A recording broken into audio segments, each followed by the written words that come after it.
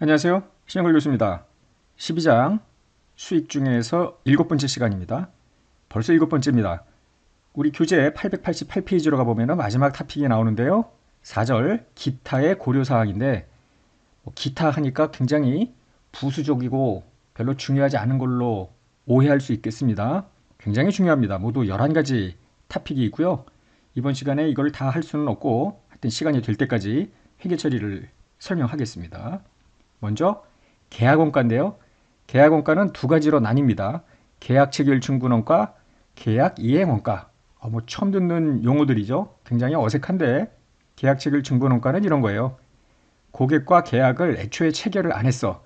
그러면은 들지 않았을 원가. 이렇게 번역을 해놨는데 이 들지가 바로 발생하지 않았을 원가라고 이해를 하면 되겠습니다. 예를 들면 계약을 체결할 경우에만 지급하는 판매 수수료는 애초에 계약을 체결 안 했더라면 발생 안 했을 거 아닙니까? 이런 것들을 계약 체결 증분 원가라고 하는데요. 무조건 얘를 자산으로 인식하는 것은 아니고요. 지급이 됐겠죠? 나중에 요만큼 회수될 것으로 예상이 된다면 이를 자산으로 인식하는 겁니다. 저 뒤에 가서 계약자산을 배우는데요. 물론 계약자산은 우리가 반품조건부 판매에서도 계약자산을 공부한 적이 있습니다. 지금 계약체결 증분원가하고 계약자산을 비교를 해보면 계약체결 증분원가는 아직 수행 의무를 이행하지 않은 상태에서 인식한 자산입니다. 반면에 계약자산은 수행 의무를 이행했죠. 이와 같은 차이가 있음을 여러분들이 이해하시면 되겠습니다. 한편 계약 이행 원가는 뭐냐면은 일단 계약 체결 후에 그 계약을 이행을 해야 될 거 아닙니까? 그때 들어가는 원가를 이야기하는데요. 만약에 계약 이행 원가가 다른 기준소의 적용 범위에 포함이 되면 그 다른 기준소를 우선 적용하는 겁니다. 1115호가 아니라 예를 들어서 재고자산 기준서, 유무형자산 기준서 등을 적용하는 거라면은 해당 기준소를 먼저 적용을 하는 거죠. 다른 기준서 적용 범위에 포함되지 않고 다음의 기준을 모두 충족을 하면 자산으로 인식해라. 계약이행 원가. 그렇지 않으면 비용이고요. 그래서 원가가 계약이나 구체적으로 식별할 수 있는 예상계약에 직접 관련되고요. 이번 원가가 미래 수행 의무를 이행할 때 사용할 기업의 자원을 창출하거나 가치를 높이는 그냥 쓸모없이 낭비는 아니라는 이야기죠. 그리고 투입된 원가만큼 회수될 것으로 예상이 된다면 이는 계약 이행 원가로서 자산으로 인식한다는 겁니다. 자산으로 인식하는 원가에 의해 발생 시점에서 비용으로 인식하는 원가의 이해가 표 8에 정리되어 있습니다. 직접 노무원가, 직접 재료원가, 즉 이행하는 데 들어간 노무원가, 여러가지 원재료 사용액 이런 것들이 들어가고요. 계약이나 계약활동에 직접 관련되는 원가 배분에 원가 회계를 배운 분들은 이미 알고 있을 거 아닙니까? 직접 노무원가, 직접 재료원가 이게 제조간접 원가에 해당이 되겠고요. 계약에 따라 고객에게 명백히 청구할 수 있는 원가라든지 아니면 기업이 계약을 체결했기 때문에 드는 그 밖의 원가, 예를 들어 하도급자한테 지급하는 이런 금액들은 모두 자산으로 인식합니다. 재고자산으로, 즉 제공품 등에 들어갈 수도 있겠고요. 유형자산, 건설 중인 자산에 들어갈 수도 있겠고요. 그러나 다음의 경우는 비용이다, 자산이 아니다라는 거죠. 일반관리원가, 낭비된 비효율, 이미 이행했어, 이미 이행. 여기에 계약상 수행 의무와 관련된 원가, 이행하지 않은 수행 의무와 관련된 원가인지 이미 이행한 원가인지 구별을 못하겠어. 그럼 다 비용 처리하라는 겁니다. 한편 고객과 계약을 위한 교육 훈련 원가는 어떠한 경우에도 발생 시 비용이에요. 무조건. 얘를 자산으로 인식하지는 않습니다. 왜 그러냐면은 교육 훈련 원가가 다른 기준서 적용 범위에 해당하는지 먼저 고려를 해본다면 무형자산을 배울 때도요. 1038호에서 교육훈련비는 발생기간 비용이라고 이야기를 이미 했습니다. 지금 배우고 있는 수익기준서에서도 다른 기준서에서 자산으로 인식 못한 원가라면 1115호에서 굳이 자산으로 인식할 이유가 없다라는 거예요. 그래서 무조건 교육훈련 원가는 단기비용 처리합니다. 계약체결 증분원가 혹은 계약 이행 원가를 자산으로 인식했다면 이를 이후에 생각할 수 있겠는데요. 그 자산과 관련된 재화 용역을 고객에게 이전하는 방식과 일치하는 체계적 기준으로 생각을 하라는 겁니다. 예를 들어 일정 기간에 걸쳐 재화 용역을 이전하면 그 기간에 걸쳐 뭐 정액 기준으로 생각하는 것도 고려할 수 있겠죠. 한편 계약에 갱신 선택권이 있는데요. 행사될 것으로 예상이 된대. 그러면 그 계약에 포함된 갱신 선택권까지 포함해서 계약 원가의 상각기간을 결정하라 이런 겁니다. 자산을 인식한 계약 체결 증분원가 만약에 상각기간이 1년 이하라면 굳이 그냥 발생 시점에 비용으로 인식하는 간편법이 가능한데요. 반대로 자산으로 인식한 계약 이행원가는 실무적 간편법 적용이 불가능합니다. 교재 890페이지 맨 밑에 각주 69번에도 나오지만 이 계약 이행원가가 자산으로 인식된다는 이야기는 해당 유형자산이나 뭐 무형자산, 재고자산 이런 자산에 포개져 버린 거 아닙니까? 그러면 그 자산 속에 들어가 있는 계약 이행 원가만 따로 뽑아서 상각을 한다? 이런 거는 고려대 사항이 아니죠. 너무너무나 회계 처리에 비용이 원가가 많이 들어갈 거 아니에요. 그래서 자산으로 인식한 계약 이행 원가에 대해서는 실무적 간편법을 적용하지 않는다. 한편 자산으로 인식한 계약 체결 증분 원가 혹은 계약 이행 원가 얘네들은 손상차손 인식이 가능해요. 이때 얼마까지 손상차손을 인식하냐면은 이렇게 자산으로 인식한 계약 체결 증분원가나 이행원가의 장부금액이 1에서 2를 뺀 금액을 초과하면 그 정도까지는 손상차손을 인식해라. 즉 1에서 2를 빼려는데 1은 뭐냐면 그 자산과 관련된 재화용역의 대가로 기업이 받을 것으로 예상하는 나머지 금액 뭔가 재화용역을 넘겨줬고요. 그 대가로 기업이 받을 금액이 예를 들어 100이라고 가정을 해요. 예상하는 금액. 그런데 그 재화용역의 제공에 직접 관련되는 원가로 아직 비용으로 인식하진 원가가 한 60만큼 있다고 치자고요.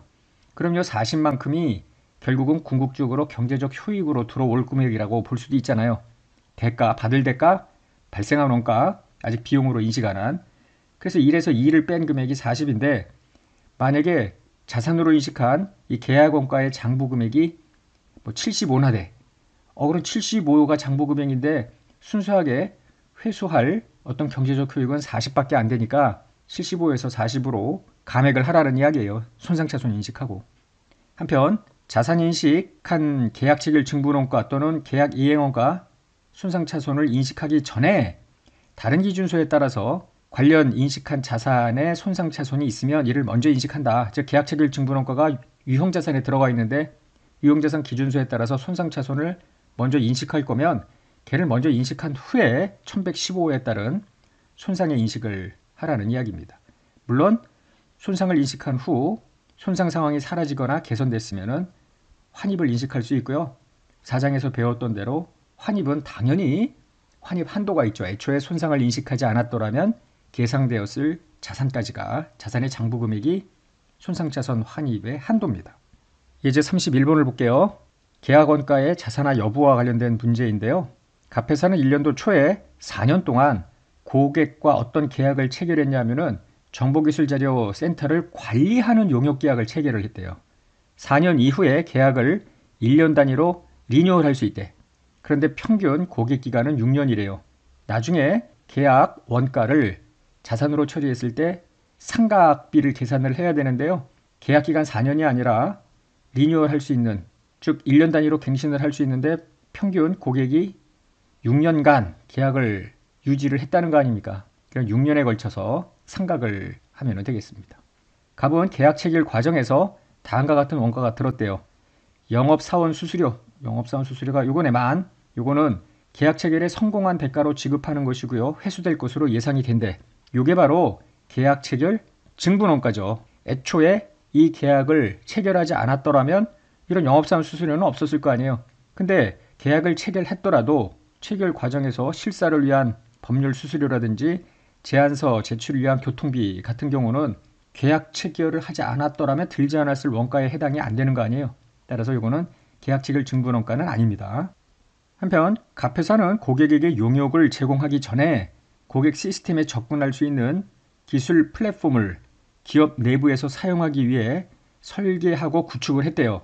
이 플랫폼 설치를 위해 들인 최초 원가는 다음과 같고요. 모두 회수될 것으로 예상이 된대. 설계 용역, 하드웨어, 소프트웨어, 데이터 이전 및 시험 이런 게 있습니다. 이 중에서 다른 기준서를 우선해서 적용해야 될 거를 본다면 하드웨어 같은 경우에는 유형자산 기준서 1016호를 적용하면 되고요. 소프트웨어는 무형자산 기준서 1038호를 적용하면 되겠죠. 따라서 이 두 개를 빼고요.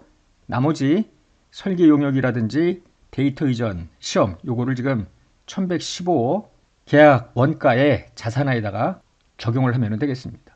갑회사는 기술 플랫폼 설치를 위한 최초 원가에 추가하여 고객한테 업무 담당 직원 2명을 배정했는데 급여가 연간 2만이랍니다. 물음을 보면은요. 1번 계약 체결 과정에서 발생한 38,000 이거의 회계 처리를 보재요. 여긴데요. 증부원가만 자산 인식이 가능하죠. 회수될 것으로 예상이 된다고 했기 때문에 영업사원 수수료 10,000원만 자산 인식하고요. 20,000원과 8,000원 발생기간에 비용으로 인식을 하면 되죠.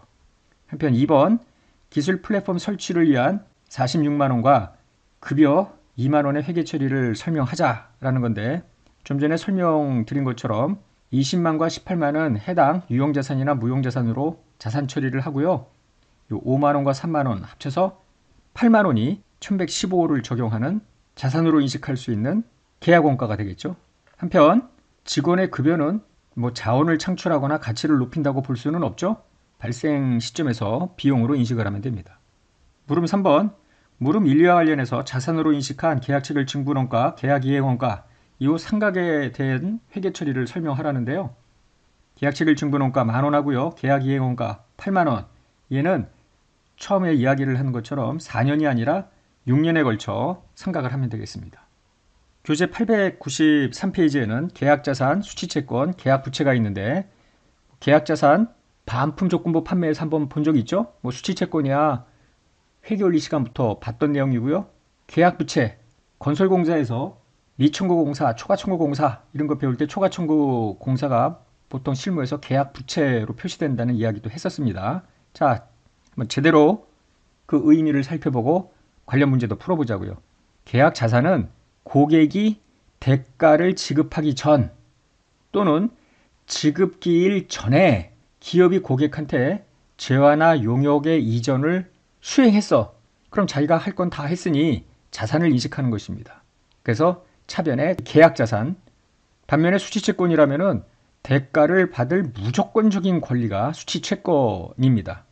수취채권과 관련해서 대가를 무조건 고객으로부터 받을 권리가 있다는데 이 무조건적인 권리가 수행 의무의 이행과 대부분 연계가 되겠지만 수행 의무를 이행을 하더라도 무조건적인 권리를 갖지 못할 수도 있어요. 재화 용역을 이전했음에도 불구하고 수취채권을 인식 못하는 경우도 있을 수 있는데 예를 들어서 재화를 이전을 했어요.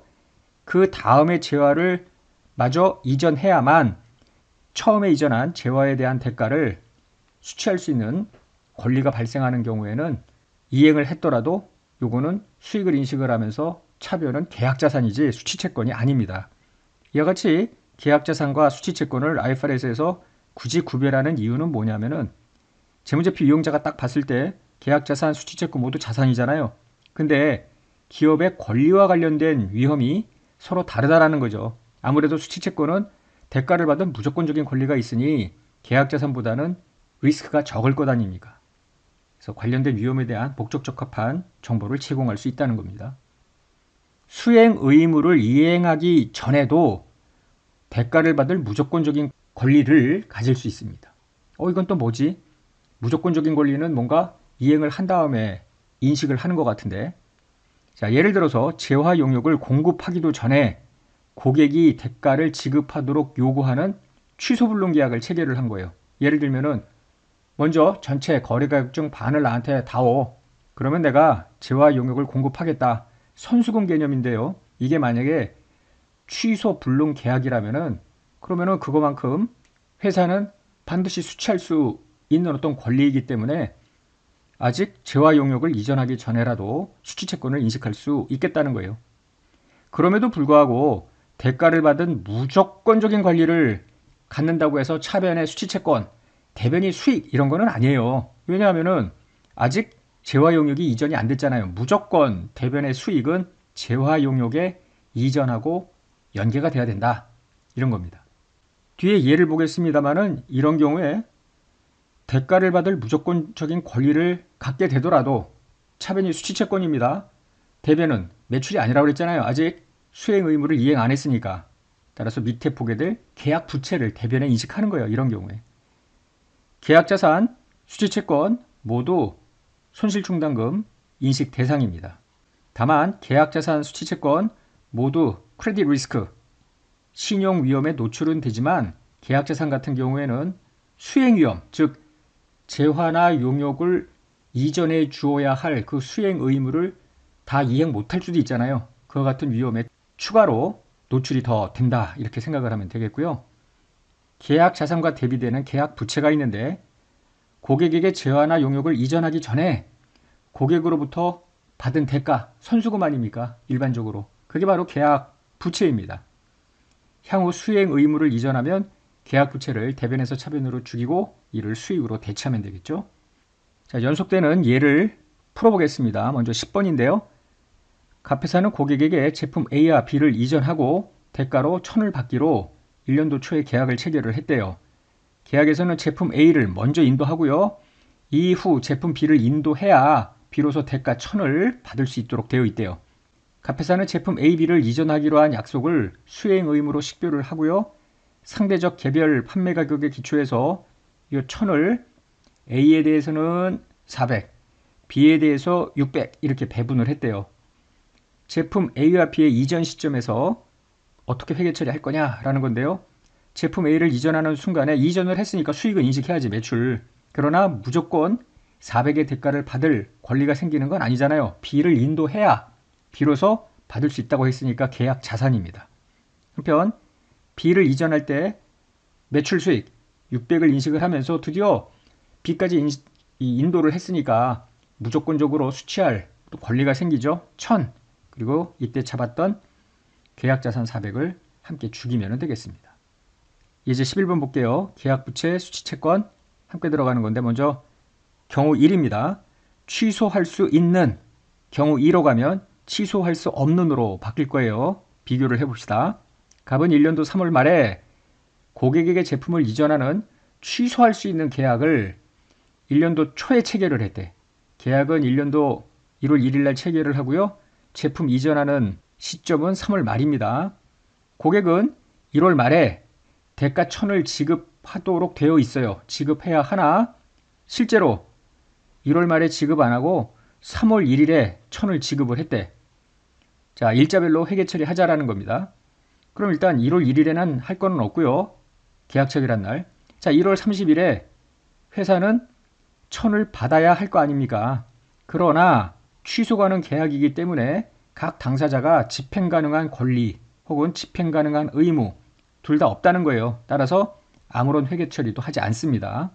나중에 이거를 경우 2하고 비교를 해보자고요. 더 나아가서 1년도 3월 1일에 드디어 대가 1,000을 대가 여기 1,000을 지급을 했다고 하니까 현금 회수하고요. 아직 재화를 이전하지 않았잖아요. 제품 이전은 나중에 3월 말에 하기로 했으니까 계약 부채입니다. 그리고 3월 말에 가서 계약 부채 죽이면서 매출을 인식을 해요. 이에 반해서 경우 2는 취소할 수 없다는 점을 제외하고 경우 1과 똑같다고 가정하고 일자별 회계 처리를 하래요. 그러면 1월 31일에 무조건 돈을 저쪽이 지급했어야 되잖아요. 나는 무조건 회수할 수 있는 권리가 있는 거 아닙니까? 수취채권. 근데 아직 제품의 인도는 1월 말이니까 수익이 아니라 계약 부채 이렇게 처리를 하죠. 한편 3월 1일 날 돈을 받았대. 그러면서 수취채권 죽이죠. 3월 말에 요 계약 부채 죽이면서 매출 이렇게 회계 처리합니다. 12번 갈게요. 기업의 수행 정도에 대해서 인식하는 수취채권인데 갑은 제품을 개당 150에 이전하기로 1년도 초에 고객과 계약을 체결을 해요. 고객이 1년 이내에 제품 10,000개 이상을 구매하면 150이 아니라 125원으로 25만큼 할인을 해주기로 한 겁니다. 거래 가격을 산정할 때 갑은 고객이 임계치인 10,000개 구매 조건을 충족할 것이므로 125원이 매출을 인식을 할 때 개당 125원이 된다. 이렇게 추정을 했다는 거죠. 이미 우리가 앞에서 보았던 변동대가 추정치 제약에 해당이 되는 건데 25원만큼 마이너스 될 거다. 150이 아니라 125가 맞다라는 이야기 아닙니까? 변동대가. 그러니까 125원으로 매출을 인식을 해야 되겠죠. 일단 100개를 이전을 합니다. 그러면 매출은 125원씩 12,500이 되는 거예요. 받을 돈은 개당 150원의 대가를 받을 무조건적인 권리가 생겼으니 수취채권으로 인식하고요.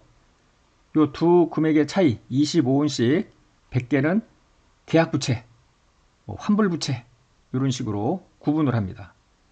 나중에 정말로 고객이 제품을 10,000개 이상 구매를 했다면 개당 125원씩 돈을 받을 거 아니에요. 현금 12,500, 수취채권 여기 있던 거는 다 죽이고요. 환불부채도 다 죽이고 그러면 끝나는 거잖아요. 처음부터 10,000개 이상 구매한 것을 전제로 해서 요 분개를 했으니까. 그런데 만약에 나중에 고객이 10,000개 이상 구매를 못했어. 그럼 어떻게 되느냐면은 여기 있던 수취채권 죽이면서 현금은 15,000 다 들어와야 될 거 아니에요. 디스카운트 못하고 150원으로 해야 되니까. 한편 요 환불부채는 수익으로 대체를 하면 되겠죠. 그래서 결국 수익은 인도하는 날 12,500, 나중에 10,000개가 안 되는 확인된 그 시점에서 2,500 더. 그래서 15,000이 수익이 되는 겁니다. 교재 896부터 897에는 SK텔레콤의 계약자산 계약부채 관련 주속을 예시하고 있는데요. 이 회사는 동일한 고객한테 단말기도 판매하고 무선 통신 서비스도 제공을 할 경우에 상대적 개별 판매 가격을 기초로 해서 거래 가격을 배분한대요. 이때 단말기 판매에 배분된 거래 가격 중 향후 대가를 받을 부분을 계약자산으로 인식을 했다. 그 다음에 당사는 선불요금 통신 등과 관련해서 인식된 미리 받은 돈, 선수금 혹은 커스터머 로열티, 나중에 다음 시간에 볼 거예요. 고객 충성 제도와 관련해서 인식된 선수수익 이런 것들을 계약부채로 인식을 했다. 실무에서는 계약자산, 계약부채 아주 흔한 계정 중에 하나입니다. 이번에는 세 번째 토픽입니다. 보증인데요. 교재로는 897페이지입니다. 크게 보증은 두 가지로 나눌 수가 있어요. 확신 유형, 용역 유형 두 가지인데요. 확신 유형은 이런 거예요. 어떤 제품을 팔았어. 그러면서 보증을 해주는데 합의된 규격에 부합되므로 당사자들이 의도한 대로 작동할 것이라는 확신을 고객에게 주는 겁니다. 많이 들어보던 건데 10장에서 보았던 충당부채가 여기에 해당이 돼요. 이런 확신 유형의 보증은 당연히 이 정도는 제 기능을 할 거다라는 확신을 주는 그런 어떤 보증이기 때문에 수행 의무는 아니고요. 앞서 이야기한 대로 1037호에 따라 제품 보증 충당부채 뭐 이런 류의 충당부채를 인식을 하는 거예요. 그런데 보증은 보증인데 용역 유형이라면 뭐냐면 제품이 합의된 규격에 부합한다는 확신, 거기에 더해서 additionally 고객한테 추가로 뭔가 용역을 제공하는 보증이 여기에 해당이 돼요. 따라서 이는 수행 의무입니다. 전체 거래 가격을 요 용역 유형의 보증에도 배분을 하고요. 용역 유형 보증이 이행되는 그 기간에 걸쳐 수익으로 대체하면 되겠죠. 그림이 나옵니다. 고객이 보증을 별도로 구매할 수 있느냐? Yes 하면은 이건 용역 유형의 보증입니다. 돈을 더 내고 보증 기간이나 보증의 폭을 더 확대해. 그럼 이것은 확신 유형의 보증에 뭔가 추가하여 더하여 용역을 제공하는 것이니까 별도의 수행 의무입니다. No라면은 그런 약속한 보증이 합의된 규격에 제품이 부합한다라는 그 확신 정도만을 제공하냐? 아니면은 그거 플러스 뭔가 더해서 용역을 제공하냐 이거야. 만약에 더해서 제공하면은 용역, 그렇지 않으면 일반적으로 충당부채입니다. 더 설명을 해볼게요. 고객이 어떤 보증을 별도로 구매할 수 있는 그런 거라면은 이는 구별되는 용역입니다. 예를 들어서 제품을 팔면서 무상으로 3년간 보증 서비스를 제공하기로 했어. 충당부채 개념 아니에요. 그런데 회사가 뭐라고 했냐면 100원을 더 내면 추가로 2년간 보증기간을 늘려드릴게요. 이렇다면 그 추가 2년도는 용역 유형으로 봐야 되겠습니다. 용역 유형으로 보는 순간에 전체 거래 가격을 그 용역 유형 보증에 배분을 하는 거예요. 그래서 나중에 수익으로 대체가 되게끔 하는 겁니다. 다시 여기로 가보면은요. 일단 별도로 구매할 수 있는 어떤 보증은 용역 유형의 보증이 되는데 보증을 별도로 구매할 수 없더라도 보증이 합의된 규격 제품에 부합한다는 확신에 더하여 고객한테 용역을 제공하면 별도로 구매를 안 하더라도 이는 구별되는 용역입니다. 예를 들면은 업계 관행상 특정 제품을 팔면서 5년이 합의된 어떤 보증기간이라고 가정을 해보자고요. 그런데 이 회사는 무제한으로 해놨어. 10년이고 15년이고 그렇다면은 5년을 초과하는 보증기간에 어떤 보증에 대한 서비스를 제공하겠다고 약속한 건 용역 유형일 수 있겠습니다.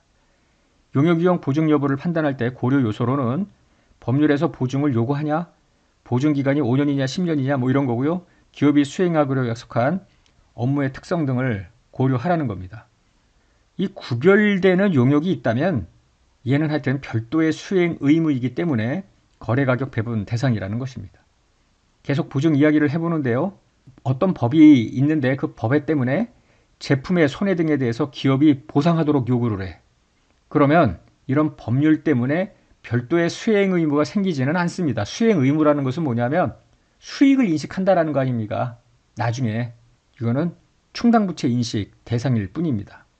법률에서 요구하는 보증의 수준이 있을 텐데요. 이거보다 더 많은 보증을 제공해. 예를 들어 법에는 최소 너희들은 5년은 보증해야 돼. 이런 제조물 책임법이 있다고 가정을 해봐요. 그런데 회사는 플러스 3년 뭐 이런 식으로 하면 그 추가 보증은 용역 유형의 보증에 해당되고요. 별도의 수행 의무이기 때문에 전체 거래 가격을 여기에도 배분을 해야 됩니다. 보증 기간이 길면 길수록 그것은 단순한 충당부채 개념이 아니고 수행 의무일 가능성이 높습니다. 한편 보증이 있는데 이게 확신 유형인지 용역 유형인지 구별이 어려워 이러면은 단일 수행 의무로 회계 처리해라 이런 문구가 나오는데요. 단일 수행 의무? 그럼 뭘로 보라는 얘기야?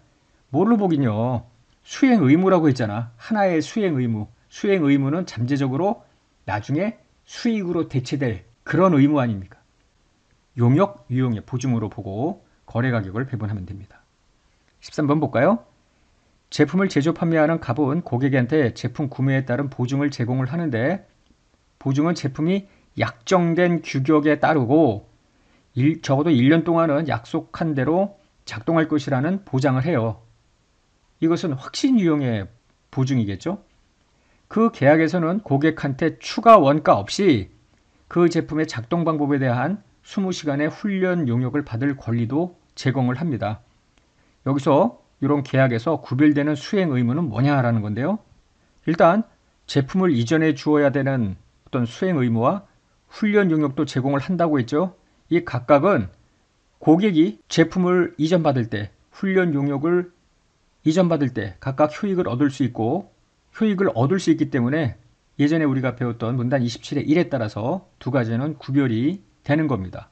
한편 이 두 가지가 서로 밀접하게 연결되어 있는 것은 아니잖아요. 따라서 계약서에서도 계약에 따라서도 구분이 되기 때문에 문단 27에 따라서 수행 의무는 두 가지다. 제품 이전, 훈련 용역 제공. 한편 마지막으로 제품이 이제 1년 동안 작동될 것이라는 보증에 추가해서 재화나 용역을 고객한테 제공하는 것인가? 그건 아니잖아요. 그래서 확신 유형의 보증이기 때문에 얘는 수행 의무는 아닙니다.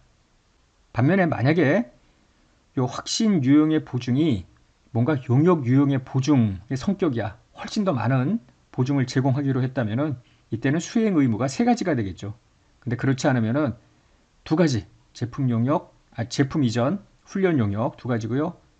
1년간의 보증은 충당부채 설정 대상이 되겠죠. 32번 보겠습니다. 갑은 제품을 판매하면서 동일업계에서 적용하고 있는 3년의 무상보증을 제공을 하는데 고객이 판매가의 1%를 추가 부담하면 2년의 워런티 기간을 더 주는 겁니다. 갑 회사는 제품을 10만에 판매하는데 고객이 요거의 1%인 1,000원을 더 부담하면 추가 2년 제품 보증을 제공한다는 거 아니에요. 그럼 도합 10만 1,000원인데 요 10만 1,000원에 판매할 때 이 거래를 어떻게 회계 처리해야 되느냐라는 거예요. 제품 판매 금액 10만 원에는 확신 유형의 보증이 여기에 이미 대가가 들어가 있는 걸로 보면 되겠죠. 1% 추가로 그러니까 10만 원인데 1,000원을 더 내면 2년의 보증기간을 연장합니다. 그거는 합의된 규격에 부합한다라는 확신에 추가하여 더하여 고객한테 제공하는 서비스이기 때문에 이건 용역의 대가입니다. 따라서 전체 10만 1,000원인데 확진 유형의 보증까지 포함된 금액이 매출, 용역 유형은 따로 계약 부채를 인식을 하고요. 나중에 확신 유형 보증에 대한 충당 부채 추정치 300에 대해서는 비용, 부채 인식을 하면 됩니다. 그리고 이 1000에 대해서는 추가 보증 제공 기간에 수익으로 인식을 하면 되겠죠. 분계를 본다면은 제품 판매 후 3년 동안은 충당 부채 죽이면서 뭔가 현금 등이 나갈 거고요. 그 이후 2년은 계약 부채 죽이면서 수익을 인식을 하면 되겠습니다. 물론 그때 어떤 뭐 부품을 교환한다든지 아니면은 제공하면서 뭔가 들어간 원가가 있을 거 아니에요. 이제 비용을 추가로 더 인식을 하면 되겠죠. 물음 2번으로 가보면 물음 1과 관계없이 업계의 통상적인 보증 기간은 3년이래요. 갑이 2년의 추가 보증, 별도 구매는 아니고요. 이걸 제공하면서 제품을 10만에 판매했대. 추가 보증의 공정 가치는 1000이고 2년을 추가 보증하면서도 그냥 제품을 10만 원에 판매했다면 어떻게 하는가? 요 10만 원을 10만 대 1000원으로 배분을 해야지. 그래서 받은 대가는 10만이지만 매출이 99,010원, 계약 부채가 990원 이렇게 나눠주면 되겠습니다. 기타의 고려사항도 상당히 설명하는 데 시간이 많이 들어가죠. 자, 기타의 고려사항 첫 번째 토픽 3가지 여기서 마치고요. 네 번째부터는 다음 시간에 이어서 설명하겠습니다.